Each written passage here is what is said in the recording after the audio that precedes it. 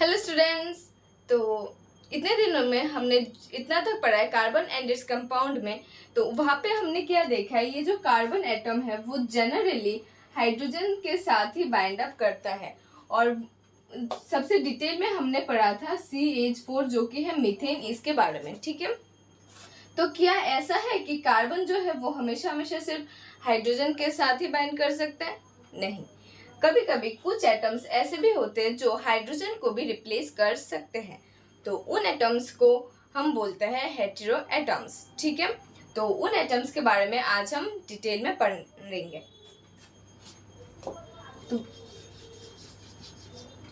तो हम क्या हेडिंग लगा दे यहाँ पे, हेटेरो एटम्स। ठीक है, तो हेटेरो एटम्स क्या होते हैं? जो एटम्स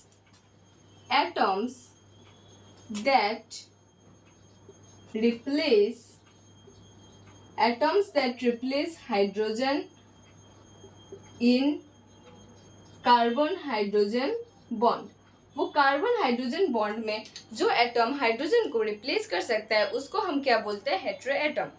जैसे कि इसका कुछ एग्जांपल्स हम देंगे, जैसे कि फ्लोरीन हो सकता है, क्लोरीन, ब्रोमीन, आयोडीन और ऐसे बहुत कुछ है। वो एटम जैसे कि मैं यहाँ पे लिख रही हूँ carbon hydrogen, carbon hydrogen, carbon hydrogen. ठीक है, या अभी कार्बन हाइड्रोजन की जगह पे यहाँ पे मैंने और एक बॉन्ड लिख दिया जहाँ पे मुझे हाइड्रोजन लिखना था, इस जगह पे मैंने हाइड्रोजन को ना लिख के मैंने यहाँ पे क्लोरीन लिख दिया। ठीक है, तो ये जो कार्बन हाइड्रोजन बॉन्ड था वो उसको किसने रिप्लेस कर दिया? ये क्लोरीन एटम ने। तो ये क्या बन जाएगा? क्लोरीन के लिए नाम क्या आ जाएगा? क्लोरो। और ये हाइड्रोजन, इसका नाम क्या था? मीथेन। तो क्लोरोमीथेन हो जाएगा ये। ठीक है, नेमिंग के बारे में और ज्यादा हम डिटेल में पढ़ेंगे हमारे नोमेनक्लेचर वाले वीडियोस में। ज्यादा डिटेल में जानना है कि कैसे इसको मैं क्लोरोमीथेन बोल रही हूँ, क्लोरोइथेन क्या होता है, उन सब के बारे में आप देख सकते हो नेक्स्ट वीडियो जिसमें हम नोमेनक्लेचर ऑफ कार्बन पढ़ रहे होंगे। ठीक है, लेकिन यहाँ पे हम क्या पढ़ रहे हैं? हेटेरो एटम के बारे में। तो वो एटम जो हाइड्रोजन को रिप्लेस कर देता है वो क्या होता है? हमारा हेटेरो एटम। ठीक है, अभी नेक्स्ट हम जो पढ़ेंगे वो है ये जो डिफरेंट एटम्स जो हाइड्रोजन को रिप्लेस कर देता है उसको हम कुछ एक फंक्शनल ग्रुप के नाम से भी जानते हैं। वो फंक्शनल ग्रुप क्या क्या होता है? ठीक है,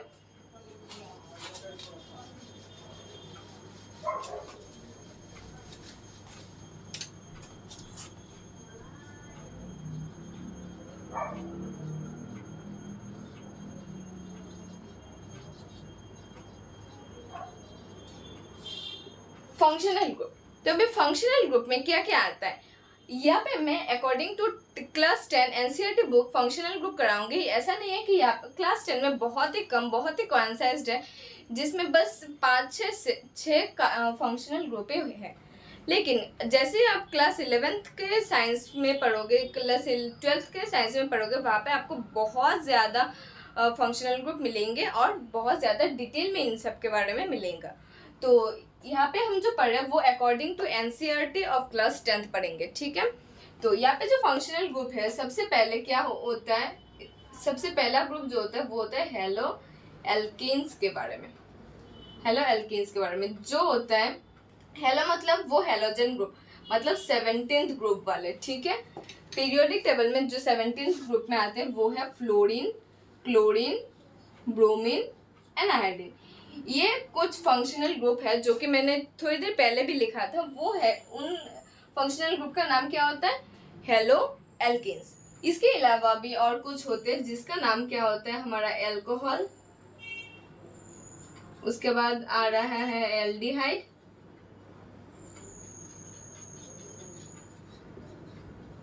ketone, carboxylic acid, ketone, carboxylic acid, ये सब होता है। ठीक है, तो सबसे पहले अल्कोहल। अल्कोहल कैसे लिखते हैं? अल्कोहल को हम कार्बन कार्बन कंपाउंड के साथ अगर OH ग्रुप में दिखे तो ये क्या हो जाएगा? एक अल्कोहल का ग्रुप। ठीक है, जैसे कि यहाँ पे एक कार्बन का बॉन्ड था, यहाँ पे इसके बैलेंस को पूरा करेंगे, लेकिन इस कोई भी कार्बन के कंपाउंड के साथ अगर OH तुम्हें दिखा तो ये क्या हो जाएगा, एल्कोहल का। ठीक है, अभी ये एल्डिहाइड क्या होगा, ये जो कार्बन है, कार्बन के एक एंड में H और दूसरे एंड में डबल बॉन्ड O हो जाए तो ये क्या हो जाएगा, हमारा एल्डिहाइड ग्रुप। तो यहाँ तक क्लियर है। पहले हेलो एल्केन जिसमें आता है fluorine, chlorine, bromine and iodine. उसके बाद आ रहा है एल्कोहल जिसमें हमारा OH ग्रुप आएगा, वो हो जाएगा क्या, एल्कोहल, जिसमें एल्डिहाइड मतलब C डबल बॉन्ड O और एक सिंगल H। ठीक है, अभी हम क्या करेंगे, कीटोन। कीटोन में क्या होता है, एज इट इज पहले इसको लिखोगे CH डबल बॉन्ड O, या फिर तुम इस H को ना भी लिख सकते हो। ठीक है, और दूसरे साइड में भी चेन होना चाहिए, ये उसकी रिक्वायरमेंट है, मतलब कार्बन बीच में होना चाहिए, इसके इस तरफ भी कुछ हाइड्रोजन्स होने चाहिए या फिर कोई भी ग्रुप होना चाहिए और इसके उस तरफ भी कुछ ग्रुप्स होने चाहिए। ठीक है, तभी ये क्या हो जाएगा, कीटोन। अभी हम करेंगे कार्बोक्सिलिक एसिड।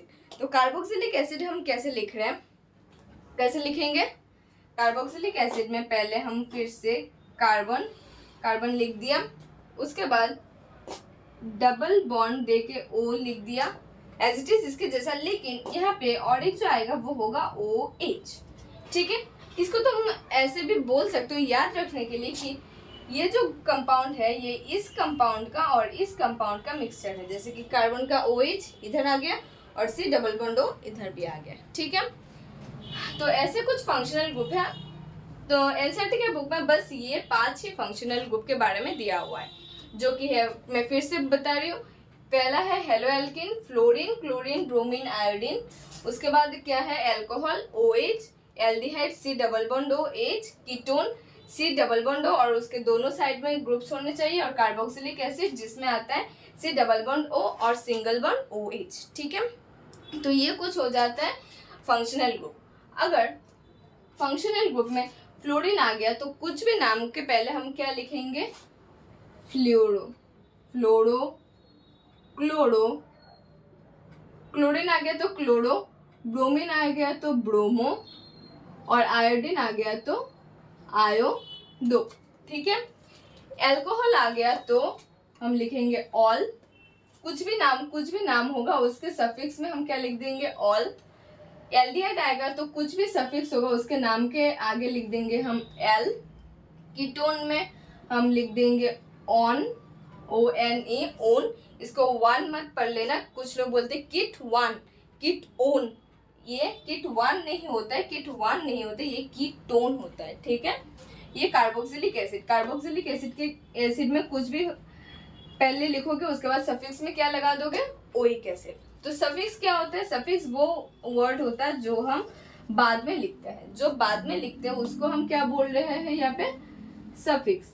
ये सब किस में आएगा, सफिक्स में। लेकिन ये जो फ्लोरो, क्लोरो, ब्रोमो, आयोडो है ये कैसे यूज होगा, use as prefix.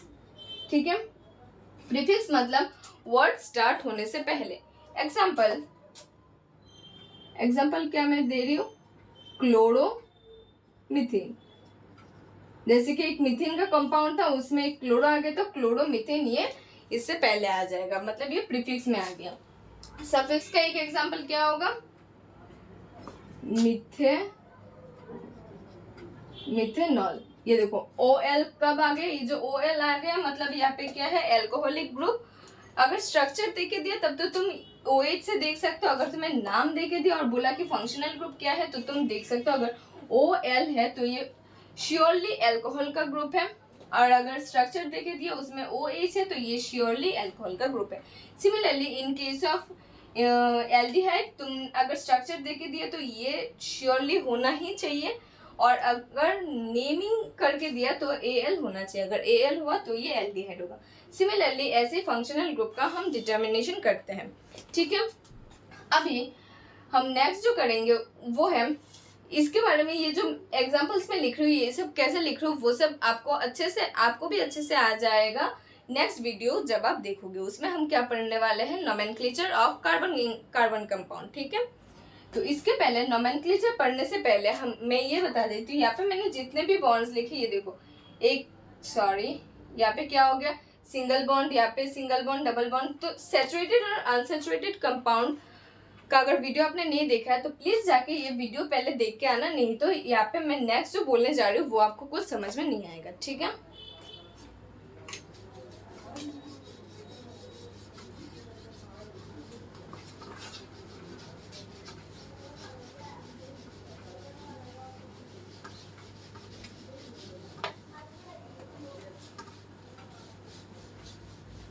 Okay okay, तो अभी हम जो देख रहे हैं वो है हमारा कुछ थोड़े से कुछ कंपाउंड्स के नेम हम पहले से पढ़ते हैं। जैसे कि अगर सी एक सिंगल सी हुआ, अगर सी एक ही हुआ, C2, C3, C4, C5, C6, C7 इतना तक हुआ। C1 मतलब ये, C डबल मतलब 1 2 1 2 3 1 2 3 4 1 2 3 4 5 1